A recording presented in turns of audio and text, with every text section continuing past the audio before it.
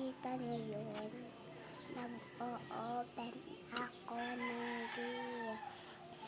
Yan yung inuna ko. Damit na ganito at short. Oo, be.